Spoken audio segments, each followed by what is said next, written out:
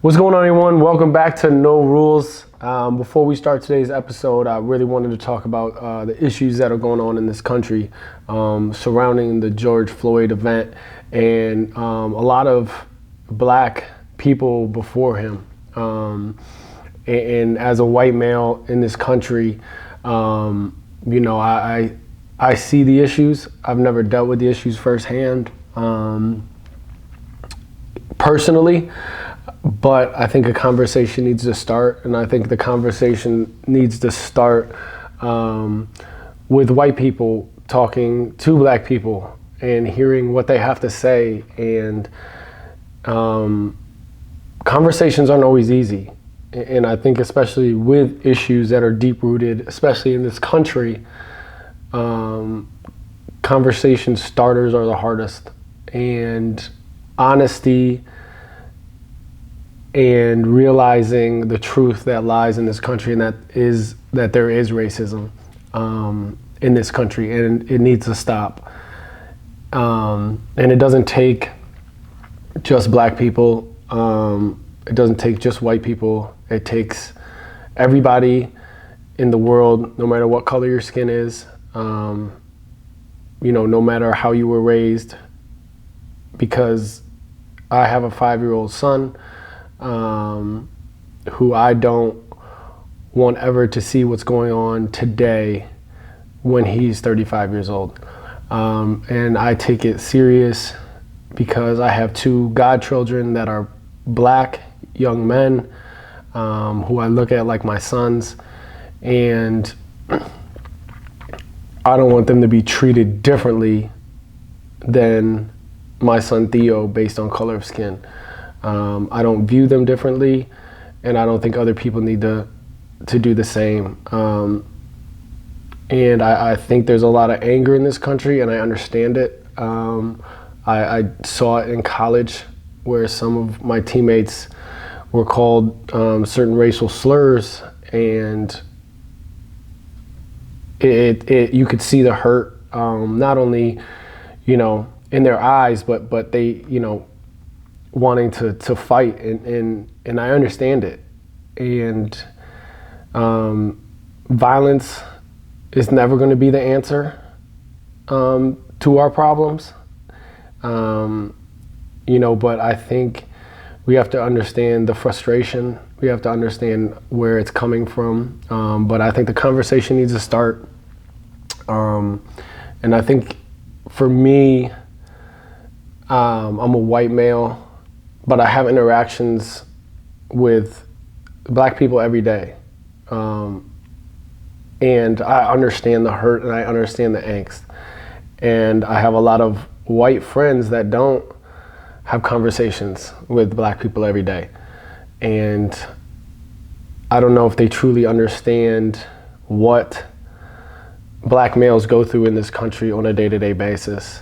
And I think if people have a conversation, I think it will go a long way in making people understand where racism exists, the root of it, and hopefully finally, as we keep talking about this, and hopefully this conversation never ends, but our country becoming a better country, and leadership from the top,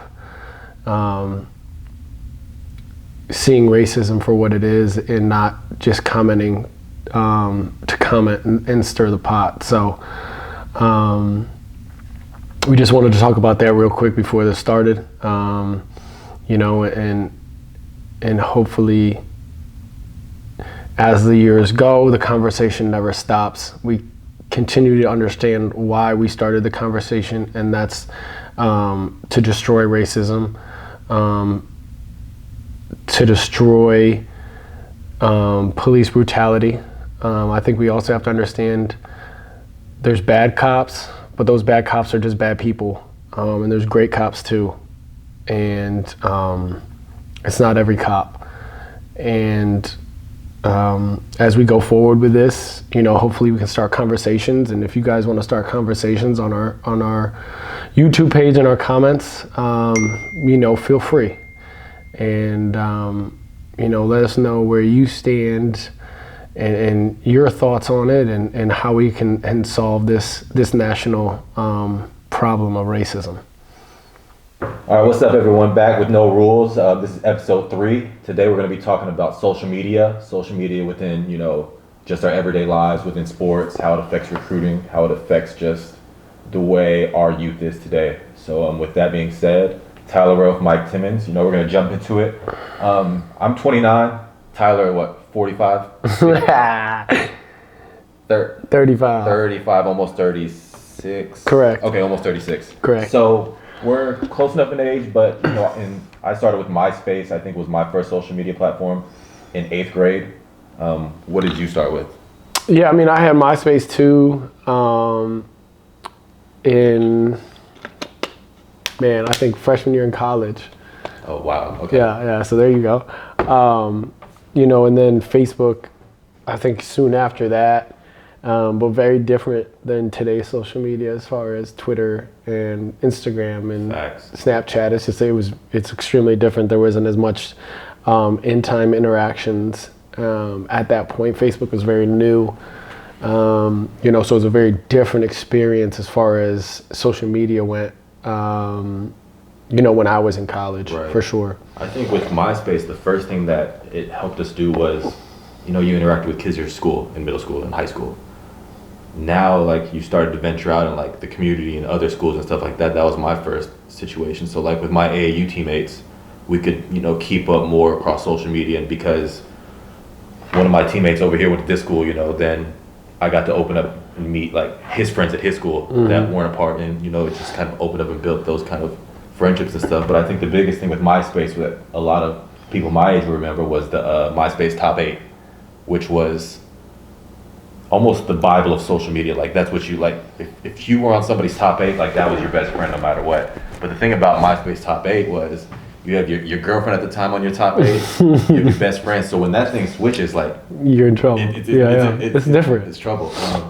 Another thing about MySpace was the picture comments, the messages, that screen right there. You would come home, because you didn't have stuff on your phone. You'd have to come to your desktop after school and see who you got messages from, pick comments, all that stuff. So it was just really nostalgic for sure. Yeah, I remember we used to be in study hall on the computers we had in study hall, and we used to, try to sneak on MySpace real quick before, our coaches would come in, or whoever, our GA or whoever it was that would watch, our study hall or whatever. But yeah, it's definitely a thing back in the day, and it's crazy how much social media's improved from a standpoint of followers, reach, what you can do, and then also how it's almost controlled a lot of our narrative in the country that we live in. Oh, absolutely. I mean, with social media, when I was growing up, it wasn't to post stuff about ourselves. It was just more of a communication type. Yeah, it was interactions. It was a text message. And now,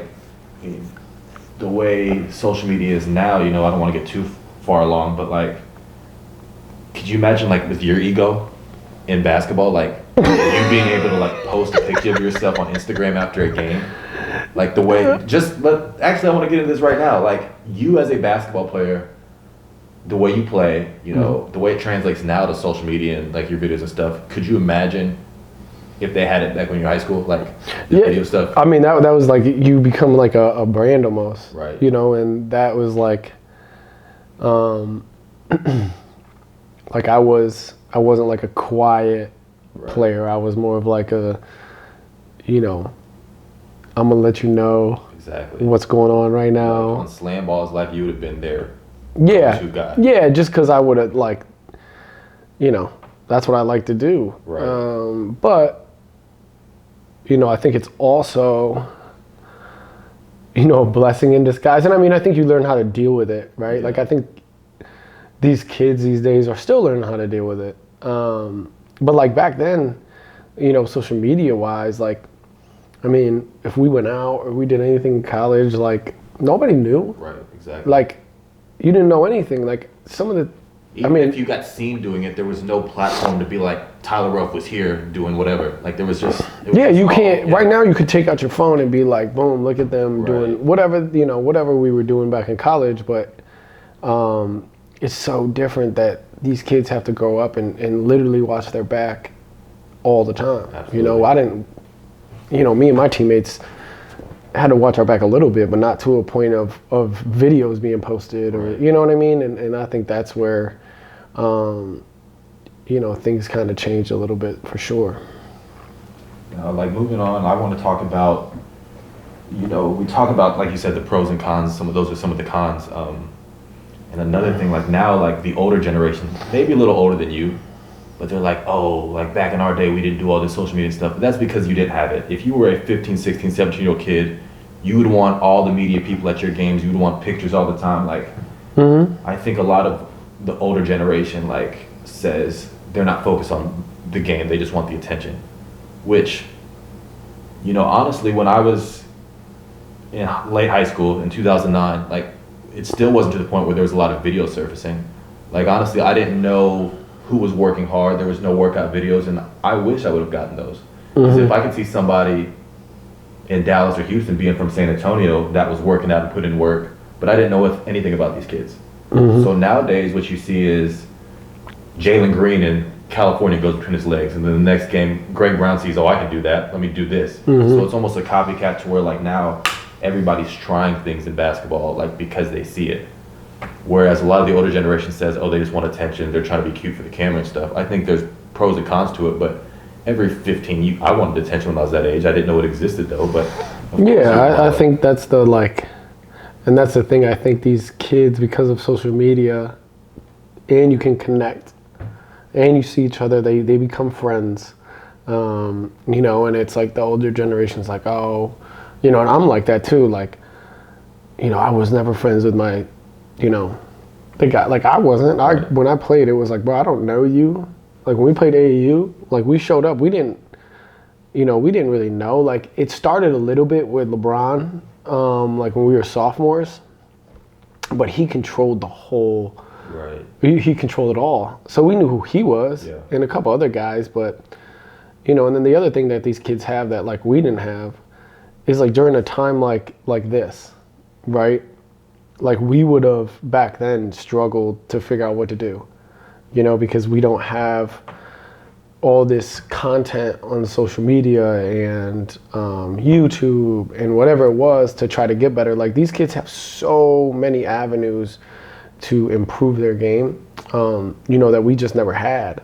And it's funny how the growth of, I think players continually get more skilled just because they see it every day. Right. For us, when I was growing up, I watched it on TV, but that's where I saw it. I didn't see TV and then see highlights on YouTube. You weren't in front of your laptop in your basement, on YouTube. But we didn't have laptops. Exactly.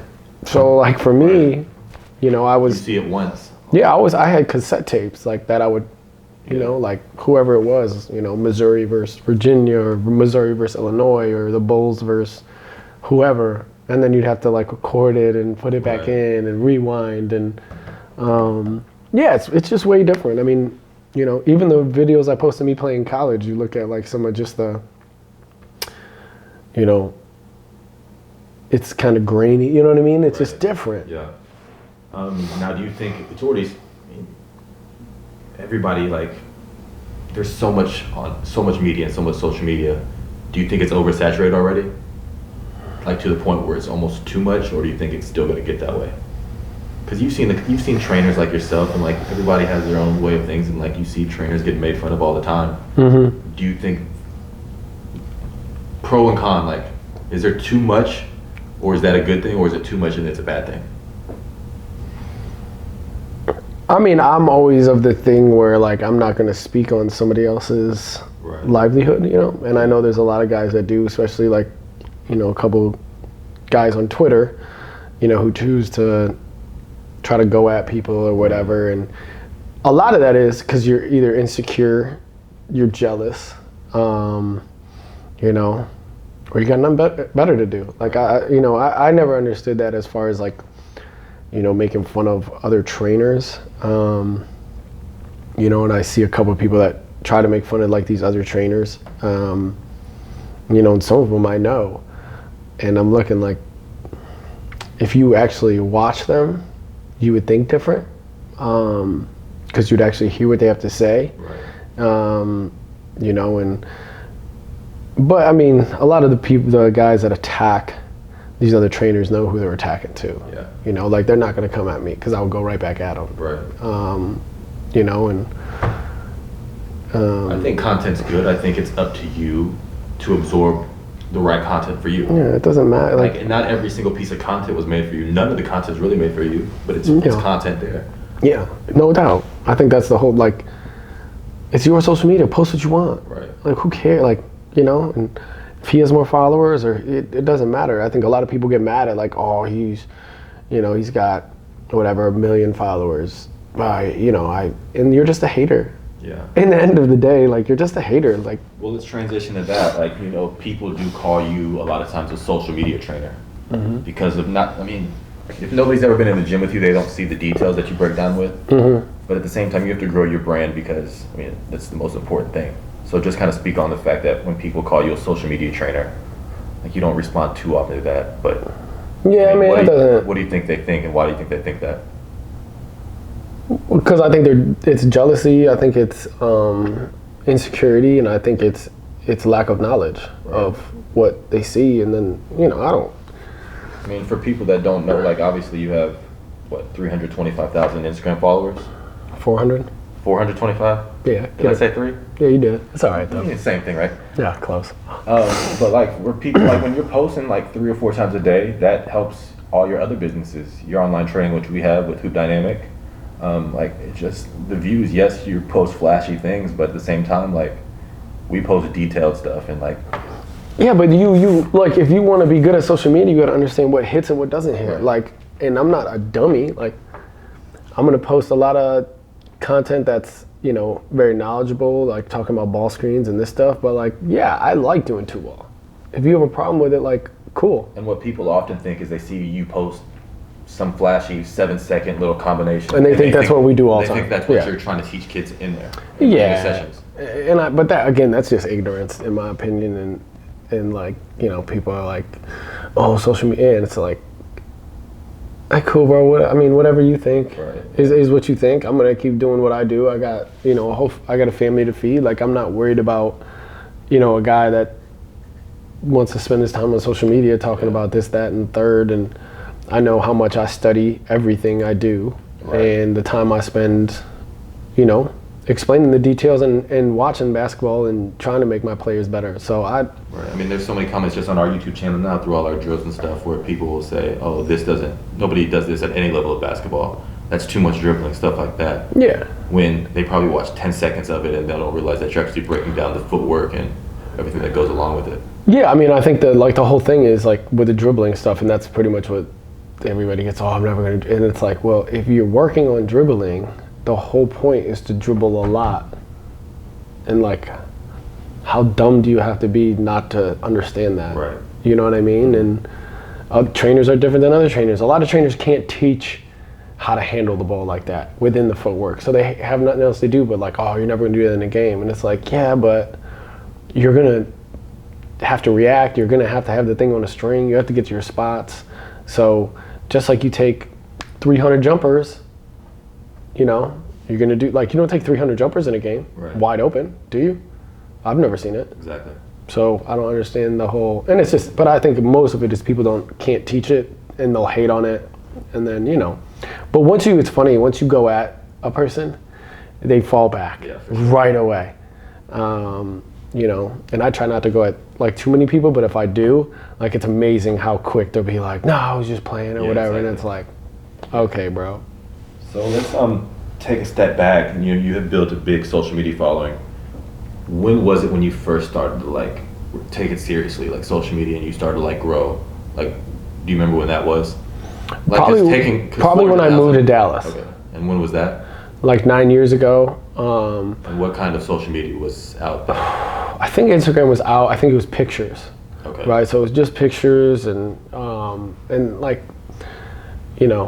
and then when videos came, it's so funny because like you look at social media and it's like, all right, only pictures. And then when videos come, you're like, I don't really want to post videos. Oh, for sure. I remember that. Yeah, and it's like doing too much. Yeah, why would I do that? I'm going to be and then now it's like all videos. Right. Not all videos, but I'd say 75% of Instagram is videos. But then Brad, from Ball is Life, you know, he's been instrumental in the fact of helping me brand myself. And Brad is one of the funniest people, as you and me both know. But I used to do all this ball handling, and he was like, bro, this is gonna go crazy. Like, people are gonna go crazy. And I, at first, was against it because I was like, well, this isn't like what I do. You know what I mean? Yeah. And I didn't want people to think, oh, it's just, you know. And then he was like, you know, Brad, oh, I don't care what any of these dudes say, whatever. And then we did it, and that's kind of how I started to build it from a social media standpoint. And then, you know, from there on, I mean, you know, obviously Brad's helped along the way. You know, something goes viral or Overtime picks it up, and then, you know, guys like you have helped out as far as like. And I think you said like you learn right away what works and doesn't work. So it's constant, like in the marketing side of things that I do, it's fail quick, fail cheap. Yeah. Like, you know right away if like what content people want to see and how it benefits your business specifically. Yeah. Like, there's no right away. It's just all about your business and what you're trying to get out of it. Right, and social media, the whole point of it is to get views. Yeah. Like, it's just like any other media company. Right. You know, and I think honestly with the coronavirus coming out with COVID, you know, as you saw, like, media companies only wanted to post about the celebrities and stuff. So now that honestly celebrities aren't getting it as much, so they're not talking about the numbers as much. But as soon as like recently Patrick Ewing got it, everybody picked it back up because a lot of these companies, they make money and contracts off page views. They knew right away like they're gonna reach their page views for 2020 right away. So I think that's another curse with social media, is that they give you, you know, only what's relevant for their narrative, you know. Right. No question about it. No question. Right, with that foot, working on my shift, loading to my left, and pulling that ball back across. We're really working range of motion right now with our handle, so we're gonna go 20 reps right, 20 reps left right now.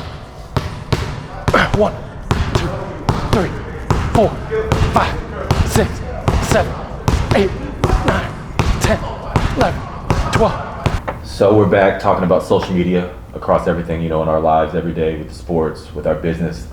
Let's take it back, you know, to when you were really on MySpace and Twitter. Like, what type of stuff were you talking about? Like, it was just, I remember like when I got Twitter, it was just like status updates and the generic stuff, like making a sandwich at the mall. Like, was that the kind of stuff that you were doing? Really, nobody really knew how to use it. We were just like, I feel like everybody was like, oh, people want to hear about what I'm doing, when nobody really gave a shit. Yeah, I mean, I didn't really even post anything on it because I was one of the people that really was like, man, this is so dumb. Like, I don't want anybody to know what I'm doing anyway. And then as like social media started to evolve and what I was doing, I was like, well, if I don't pay attention to it, like, you're missing out on an opportunity to, you know, benefit your business or benefit, you know, whatever it is you want to brand yourself as. But yeah, I don't really remember posting too much on Twitter. I think I posted more on Facebook than anything when I started, and then would transition to Twitter. You know, from Facebook, really. I think, you know, now that Facebook has those memories, you can like check like what you like on this day. So we're on mine right now, so I'll go to mine. So Facebook, 2009, 11 years ago, back from the gym chilling. It's terrible. Same day, and I'm so prestigious, college workouts mid-July. Stupid. Following the next year, just finished lifting on my Get Right. What does that mean? Don't know. 2011, congratulations all the Judson kids walking the stage this evening, soak it up. June 1st, 2011. This was the same day that I said congratulations. June 1st, 2011. Trying to pour up before 8. I like it. ... And you know, as you scroll up and I get a little older, you know, it gets a little bit better, but it's just not me. It's no more status updates. It's actually sharing content and things like that. Like last year we sat down, RJ Hampton, and there's a little interview with that. Right. But just like, just talking. Like a lot of times I'll go through these memories and just delete because I'm just talking. Yeah. Posting stupid song lyrics, you know. But it's funny because I'm posting the same song lyrics that nowadays you use on an Instagram caption. Right. You know? Yeah. So, I mean, you would always hear something and be like, but that was the only place you had to, like, share it. Right. Now you can kind of like yeah, there's a reason. there's something behind it Right. with a photo or whatever. Yeah, for sure. But yeah, I think Facebook that's what I used, and you know, I didn't really do a whole lot with it. And then when Instagram came, that's when I kind of like kicked it all into gear. I feel like you said, like, you have to like stay on top of things. Like, I'm now to the age where I'm starting to feel old that TikTok for me is really not. And now for business wise, I understand the numbers, it's a reach thing, but as far as me going on TikTok and scrolling to watch videos just that are on there, I don't do that just because it's right. Not necessarily wrong. Like I said, if I was that age, I'd probably be doing dance stuff too and everything, but this is the first social media where I'm like, ugh. Yeah, and that's what it is, but then like as like, you know, business, like you have the 23-year-old guys that are going to be trainers, and that's what these kids are going to end up seeing. So if you don't stay with it, right, and it's almost like with you're training, like everybody loves your content from every age. So for a while, like what do we look at now? Facebook's for parents with kids to show family stuff. Mm-hmm. You know, Instagram's for high school, college. Right. TikTok is now even younger, where it's middle school, and so like. Yeah. But those same middle school and those same high school kids all like absorb your content, so like you have to be on there. Yeah, you have no choice. So like for somebody like you, in your mind, was that hard to finally say, I need to get on TikTok, or do you understand the way the business works? No, it definitely is hard. At first, I was like, man, this is stupid. Like, yeah. I don't even know what it is. I don't even know how it works. And it's still like I'm still trying to learn it. Like I don't want to do any stupid, like you said, dances, but those are the ones that pop. Right, you almost have to do some gimmicky, corny things. Yeah, you have to do like, and I just don't. Yeah. You know, so, you know, because even our TikToks is okay. Yeah. But it's definitely not, you know, I'd say it goes Instagram, Twitter, TikTok as far as the importance as far as I go, you know, with spending time. But like you've heard success stories about other trainers and other friends of yours where like, look at how many views they're getting and how their brand's growing, and you've seen numbers on TikTok generate more followers on Instagram and things like that. So I think that motivates you, and like you said, you find out really quick what content works on different things. Mm-hmm. As far as you, with the amount of followers you have, how often do you post daily? Like, do you find yourself like being like, oh, I haven't posted, I need to post? Because the algorithm, you have to stay consistent. Yeah, I think like usually on a normal day it's 2 to 3. You know, certain days, like, you know, like let's just take the situation that just happened. Like I didn't feel right posting anything basketball. I had to be talking about the issue at hand in our country. So I posted that, and that was it. You know, so I think but usually, 2 to 3 times a day, you kind of want to hit in the morning, you know, and then at night type thing. But you have to be consistent with it. You know what I mean? Like you can't disappear from it. And that's what I think a lot of people that aren't successful on social media that could be way more successful, they post once and then they disappear. Right. You know what I mean? And you're just not going to create traction. And because a lot of older people like feel like, when I say older people, I don't mean like elderly, but a lot of people in general feel like, oh, it's too much to post. It just takes too long to post on every platform, but like you have to stay consistent with that. And it does. Like if you're really trying to like make videos that are really like good, it takes time. Yeah. You know what I mean? Like it always does. Like you and me joke about it back and forth. You're like, yo, how long did you take that? Right. And I'm like, an hour, you know, and but it's important. And for the haters that are like, oh, you're just all about ego and just trying to post flashy stuff, let's talk about the fact that, you know, you get paid to post some things, and how that continue motivates you to grow your brand, because it's all a business at the same time. Yeah, I mean, it is a business. Yeah. Like that's what I do. So yeah, I mean, you can hate as much as you want, and I don't, whatever. Yeah, but if I'm getting paid from it, like, so, I mean, who cares? If you have a relevant product that you'd like to promote on Tyler Relph's Instagram or Hoop Dynamic, you know, hit us up. Hit us up. That's why he's posting his dribbling videos, because he's about that money. Yeah. False. False. He loves. Oh, I look fast in that. Look at that crossover. Yeah. Yeah. That's I posted one today. I look really good. So let's kind of just transition into social media today.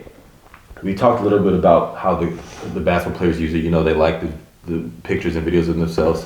But let's talk about from the standpoint of the media itself and how they utilize the social media. You know, and when I say media, you know, for people that don't know a little bit of my background, I run Texas Hoops Television, which is my media company that we cover high school basketball around the state. It's very similar to what Balls Like a Slam does. We do highlights and things like that. So let's kind of just talk about what you think about like that type of media.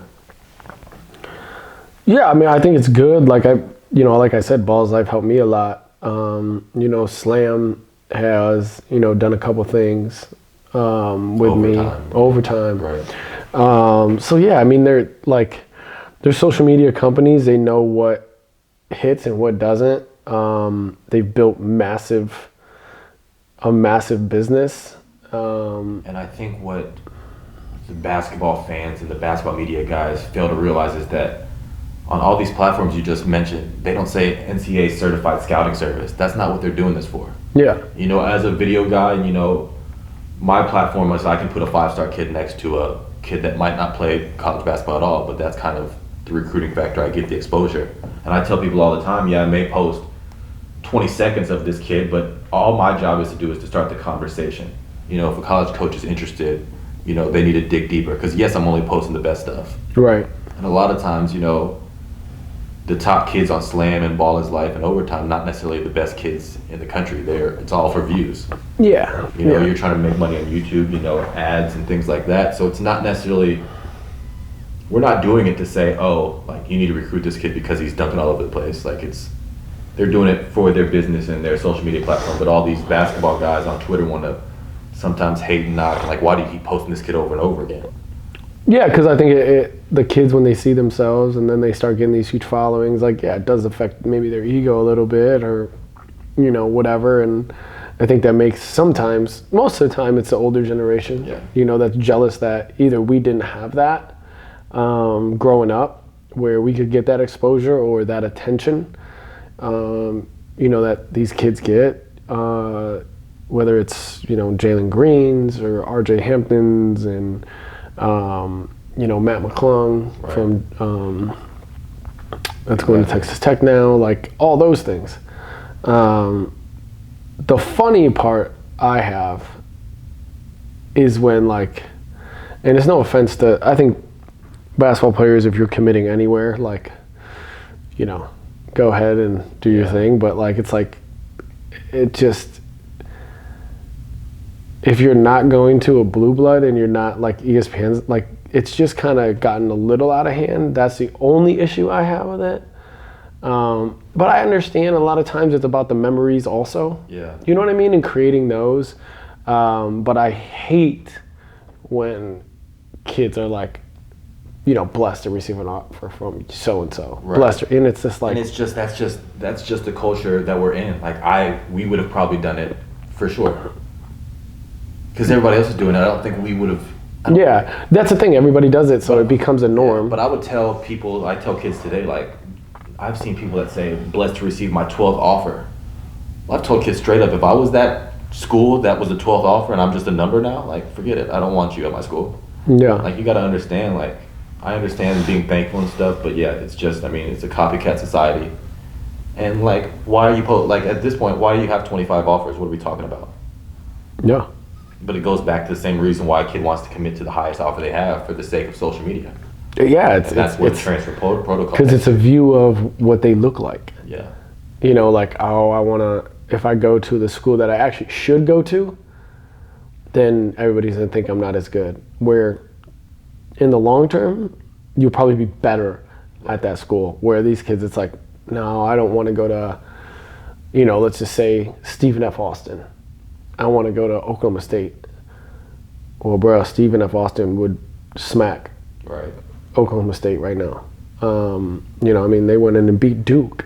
Mm-hmm. And I think that's the, you know, like, and I always come back to the kid Isaiah Stevens. Like, he picked the perfect school. And I think out of this class here in Dallas, you know, I think people in Dallas, thought he was probably the 7th or 8th best player in Dallas, right? Maybe, yeah. Maybe. Yeah. And I think he'll end up having one of the better careers out of any of these kids, because one of the reasons is he picked the right school and he got an opportunity and he took it and he was ready for it. So let's talk about the way recruiting's affected now. Because like back when you played, you were going to different camps, there was no video exposure, like coaches had to be there or you didn't see it. How do you think, with the access to Twitter and all these video services, like how do you think that affects the recruiting for them, both the good and bad? I think the good is, like, if I'm a recruiter, like I coach college, so like if I'm looking for something specifically, like sometimes I can see it in a highlight film, like, oh man, he's got, great size, he's long, he's athletic, he's quick twitch, he's bouncy, he might make a couple jumpers and you're like, that's a good looking, jumper, so we can improve on that. But then the other thing is it creates a narrative sometimes with these kids, like we just talked about, where they think they're better than they actually are. And instead of going to this school, they go to, this school, not knowing that this school missed out on their other 8 kids that they wanted, and they just got to fill that scholarship. So they want you to come. Right. And I'll say one of the guys from the 2020 class, Noah Farrakhan, probably slam balls like overtime, one of the favorite people to film. Well, he was ranked like 140. Yeah, you would think he was a top 5 player in the country. Yeah, and he's going to Eastern Carolina, which credit to Noah Farrakhan. East Carolina. What'd I say? East Carolina, right? Yeah, what'd I say? Eastern. It's okay. That's what you want to correct me on? Yeah, I mean, you're a video guy, so it's okay. Whatever makes you feel better. Yeah. East Carolina. There you go. So, but credit to Noah Farrakhan because he's built a brand, and as soon as, the way, and Noah Farrakhan's the type of dude right now in the NCAA where they're allowing kids to make money off their brand and likeness, he's going to get money because of how many social media followers he has. Like, he's going to be able to do commercials, social media, product, things like that. Like, he's set off it. So, not hating on his game or anything like that, but, the slam for sure, they wouldn't miss a game of his. And they know. For views. And it's, so credit to him, and I tell a lot of these young guys now, like with social media, your brand's important. Especially if you can get paid on it. Especially if you can get paid now. Like, why not build it up and why not, try to make money off it? Right. Especially with, everybody wants to say they're going to go pro, but I mean. Not a whole lot of people go pro. Exactly. So if you can make money in college off your brand and likeness, that's why you're posting what you're posting on social media now in high school and stuff. No question. Even why it started. Look at Mikey Williams. How many followers do you have? Yeah, 1.5, something crazy. Like, that kid's going to make money off his brand and likeness. And he's smart with it. Yeah, and while a lot of people are like, he's doing too much, just a young kid, like, no. If you do it the right way, like, I would be posting every day. Like, you're setting yourself up to make a lot of money. No question. No question. But I think as far as, recruiters go, I feel like they do have naturally, they can be lazy because they can watch stuff on Baller TV. They don't have to be everywhere, but you have to be the kind of right type of coach, like you said. Look for specific things and not just like be deceived by what you see. Yeah, I think you can't offer a kid a scholarship based on a highlight video. What you can do is gain interest, and then these coaches will come and watch in person, because in person's always different. But like you said, it creates a conversation. Like, if I see a kid who's 6'7", long, athletic, maybe he went to the rim one time, dunk, next time pull up, made a 3, it's like, oh, okay. Yeah, and we're not talking, and like for who I film, I don't always film all the 5-star kids. We're talking about, the kids that are not on the non-shoot teams, playing at the gas, where there's a lot of kids that play Division I, Division II basketball that people are constantly seeing footage for the first time asking about that kid. Right. Like you said, it could be only 30 seconds, but you can see a wingspan on there. And a lot of kids just don't miss, like, not that you don't miss, I think a lot of college coaches miss. And I think it's just the nature of the business, but there's not tons of kids now that go under the radar. Right. Like, there might be a couple here and there. Like, I think Isaiah Stevens went under the radar. But then he picked up his recruitment at the end, and was getting these high majors and stuck with it. So I think, like, it's there's not so many under the radar kids anymore that are going to like these low major schools and all of a sudden just being like, whoa, like why is this kid so good? I think one of the funniest things I see is like every year there's a kid I'm like, man, he needs to be getting recruited, and all it takes is that first D1 school to offer him, and then everybody follows. A lot of like, I mean, I don't want to speak on behalf of college coaches, but a lot of college coaches are scared to be first sometimes. Oh yeah, that's one of the, who else is offered? It's like, what's it matter if you like them? You like them. Yeah. You know. So they look at rankings and who's offered and. And then these ranking, the ranking stuff. It's just like you've seen a kid once or twice, or 3 or 4 times, and you're gonna base that Yeah. There's never going to be a right or wrong ranking. It's only right to the people that like the number they're at, and it's wrong to everybody else. Right, exactly. I mean, you have to have some nuts to be able to be a ranker. I tell like some younger guys that want to start rankings, like, you have to have thick skin. I don't have thick skin. I mean, our first podcast, I was waiting to see what people thought about me on this, and if y'all would have posted 3 or 4 negative comments, well, guess what? He would have been solo on this, and I've been behind the camera. So, but I mean, it does, because like I ask, the Great American Shootout guys all the time, like, how do you like. They just say they just try to do their best. Just put out just a quality product, and they know they can't make everybody happy. No, that's the thing. Nobody's ever going to be happy. Whether it doesn't matter what you do. 100% of people aren't going to. Like, look at LeBron James. He's one of the greatest players we ever had, and he has so many haters. And there's so many people LeBron's not even close. Right? Yeah, he's close. Yeah, he's close. So let's talk about more about media, guys, and how the term media has evolved with social media. Because going back to when you played, and maybe when I played, like, media was, very a specific niche. Yeah. With me, it was Texas Roundball, which was just a forum. Texas Hoops was the only kind of media that we knew about, because, there was rankings, there was articles, everything was just online. With you, there was probably magazines and things like that you kind of... Yeah, I mean, Slam was always around. I think the media is way different than it used to be. Like, we had this guy, Tom Kachowski. And he was a New York guy, but he was a ranking guy, and he was phenomenal. He just retired, but he was just different. And then you had Howard Garfinkel at 5-star. But what they did, which is lost now, is they created an environment for players to not only be seen, but to get better. And the getting better part was their number one. And when I went to 5-star, most everything I learned as far as when I was young coming up was from 5-star. Right. And I think now you have a lot of media guys that create these camps, and they roll out a ball and these kids play. It's like, bro, we could roll out a ball and play 5-on-5 anywhere. Like, what are we teaching them? What are we giving them that they can go home and make themselves better? Right. And that's like the difference nowadays compared to what it used to be. Like, I love Pangos, but like, I worked Pangos. There was 5 basketballs and 200 kids. You're telling me these kids are going to get better? Like, at what? Would you just consider these now just exposure events? No, they're money makers. Yeah, right. And then the kids have to go because these media guys control the narrative. And some of them are very good. Like, a lot of the guys in our area are very good. But I would like to see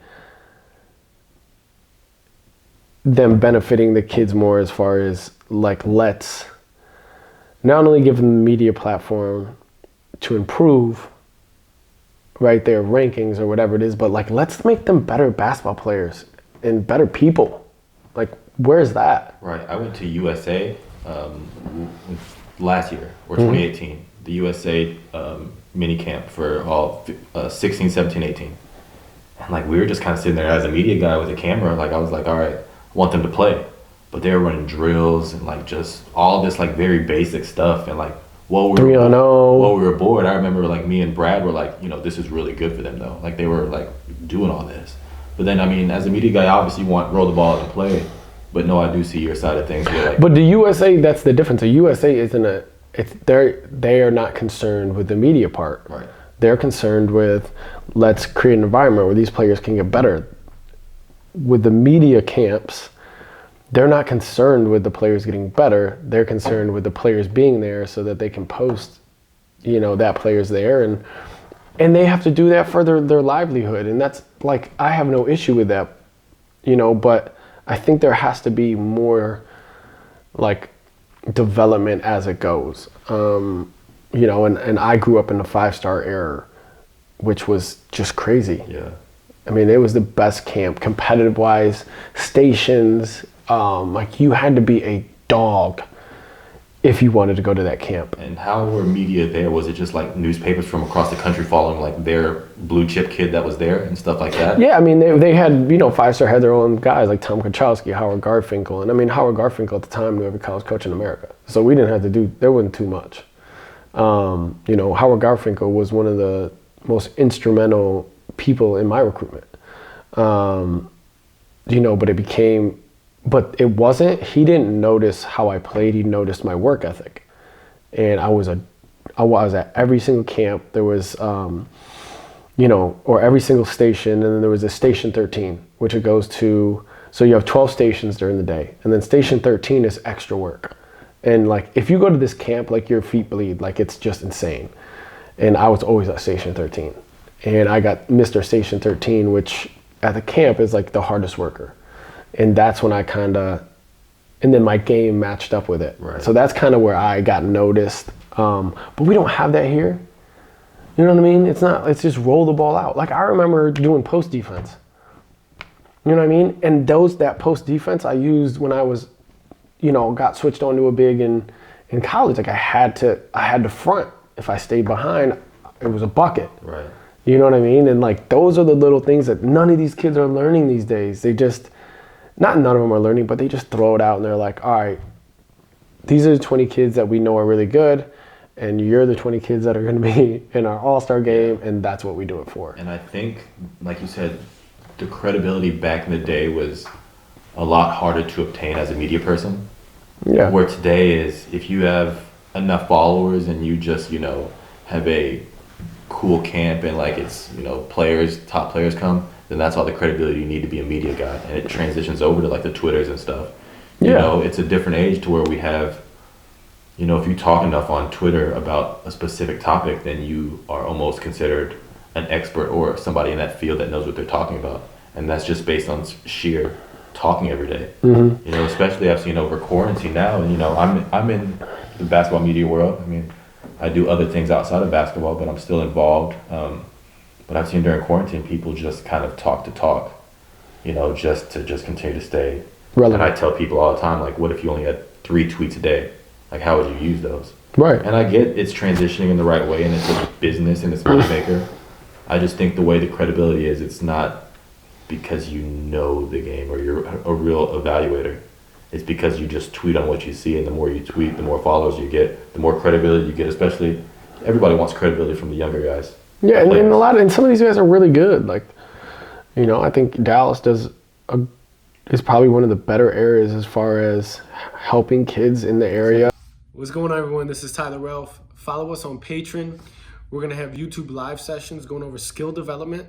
And we're also going to have a lot of content on there that you can't get otherwise. So make sure you guys go follow our Patreon account right now. Let's get it.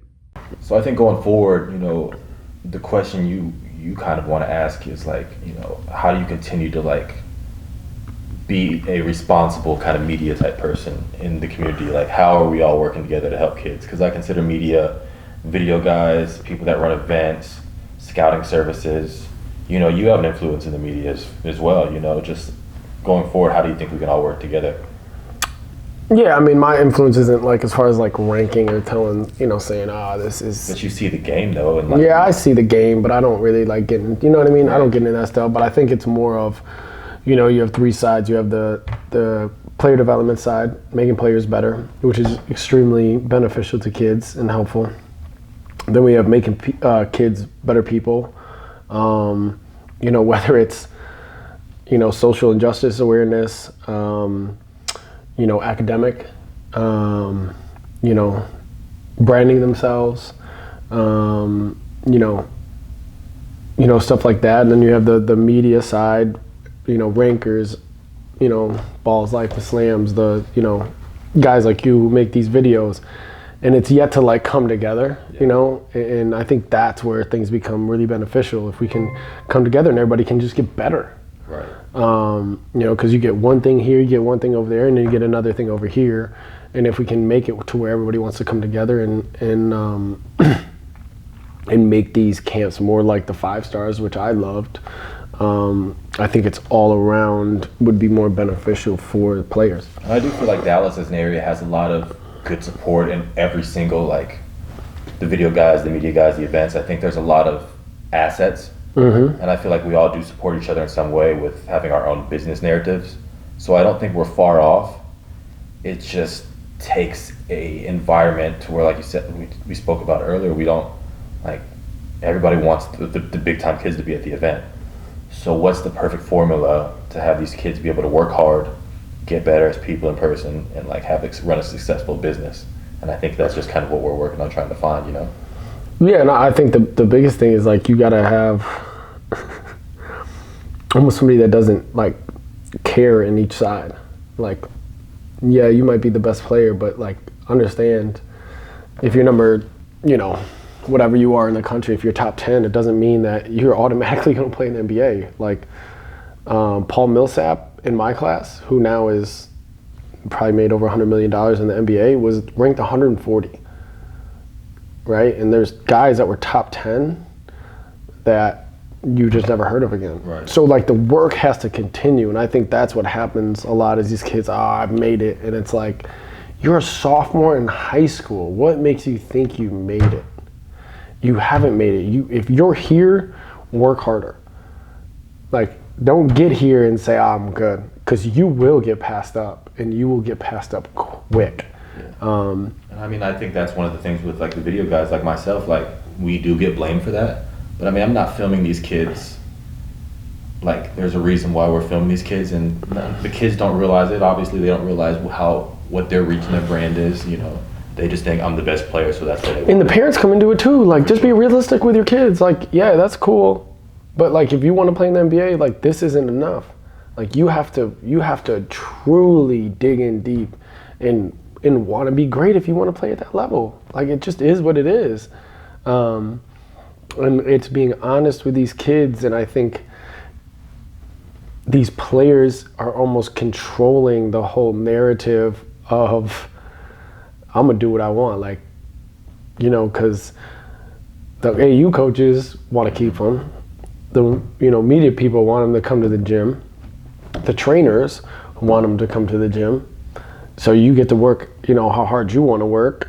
And that's just stupid. Like, if you don't want to come here and work, like, what are you here for? Like, get out. Right. I don't have time for this, And I think like Julius Randle is just a perfect example of just, someone who gets in, he works his ass off every single day.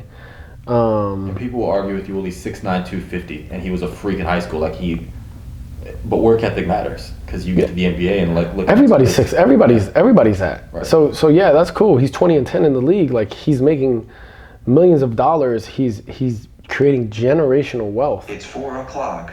And because he's creating generational wealth, it's because of his work ethic. And a lot of these guys, they get to the league, or they don't even get to the league because they stop working. Right. And it's the people around him. Like, I've had tough conversations with Julius, like, tough. Like, I don't think you work hard enough. I don't, but he knows it comes from a place of love, not a place of, hate. Or, I want Julius to be the best player he can possibly be. And it's going to come from my heart. And that's just how we've always gotten down, and we'll continue to do it. And it's having honest conversations with your players instead of letting them control, yeah, you do. Yeah, you do. You need to work on this because you're not good at that yet. And I think that just doesn't, that's the part I think, as far as like the media and guys, that just doesn't happen enough. It's always patting kids on the back. Like, I didn't like to be patted on the back when I played. Let me know what I do wrong, You know, pat your kids on the, pat them on the back once in a while, but not 100% of the time. You're never going to learn. You're never going to work hard. So I think that's where, you know, everything can change. So YouTube, we talked about a lot today. Social media, you know, the Facebooks, the MySpace. Talk about, you know, in the comments where you started from, how you've seen social media evolve. How do you use social media today? If you have a kid playing, like, what are you looking for? Like, how are you promoting them? Let's talk about things like that. And then as far as the way we opened up the show with Tyler's message on what's happening today in our country, let's just continue to have positive conversations. As a mixed kid growing up, you know, half black, half white, you know, I've seen it from both spectrums. Luckily, I've had a good support system. I was raised right, so I know right from wrong. But even now, people that know right from wrong are fed up. So we need to continue to have conversations. You know, some of these are going to be difficult conversations with people that you probably never thought you'd have these conversations with. But we just need to continue to push this narrative going forward. We don't need to allow social media to allow us to talk about what's important. You know, we need to push the narrative on ourselves. We don't want things after 2 weeks to go away. We want to continue to just find the right answer. We might not find it for a long time, but we have to keep fighting for it and just keep having these conversations and continue to bring these things up even when it may not be the right time for somebody to hear it. They need to hear it. So let's have a great conversation in our comments. You know, talk about what you're doing, your thoughts, your views. It's a great open space for us. You know, we'll comment right back to you. Let's just continue to talk. So with that being said, I'm Mike Timmons, Tyler Relph. This is No Rules, and we'll catch you next week.